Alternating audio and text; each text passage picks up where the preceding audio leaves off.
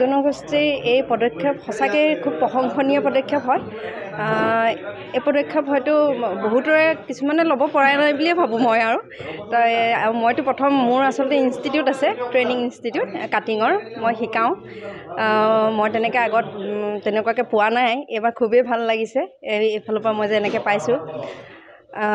আচলতে এটা চিলাই মেচিনে আমাৰ হয়তো ফিউচাৰ বনাব পাৰে বুলিও মই ক'লে মই ভুল নকওঁ, মানে ভুল নহয় বুলি ভাবোঁ আৰু যিহেতু মই নিজে সেই লাইনটোতে জড়িত।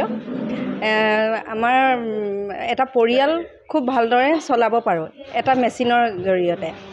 আৰু মই মোৰ ওচৰতে প্ৰায় 13 গৰাকীমান মোৰ ষ্টুডেণ্ট আছে, তেওঁলোকে নিজাববীয়াকৈ খুব ভালদৰে চিলাইও আছে, তেওঁলোকে পৰিয়ালত মানে পৰিয়াল পোহপাল কৰি আছে আচলতে। আৰু কেইগৰাকীমানটো এতিয়া টেইলৰ খুলিছে, সেইটো খুব ভাল লাগে। আজি গৌৰীসাগৰৰ বিনায়ক হোটেলৰ প্ৰেক্ষাগৃহত কলিতা উন্নয়ন পৰিষদৰ 2023-24 বৰ্ষৰ বিত্তীয় পুঁজিৰ পৰা 8টাকৈ চিলাই মেচিন আমি বিতৰণ কাৰ্যসূচী ইয়াত অনুষ্ঠিত কৰিছোঁ।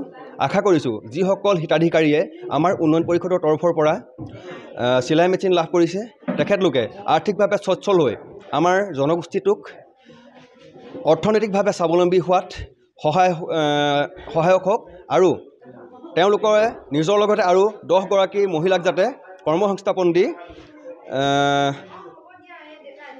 জনগোষ্ঠীটোৰ উত্তৰণৰ স্বাৰ্থত সহায় কৰে। এই আমি কলিতা জনজাতীয় ছাত্ৰ সন্থাৰ তৰফৰ পৰা তেওঁলোকৰে বিনম্ৰভাৱে আহ্বান জনাইছোঁ।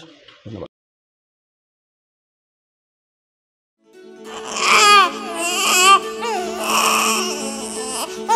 অভিনন্দন, আপোনাৰ এজনী ছোৱালী জন্ম হৈছে।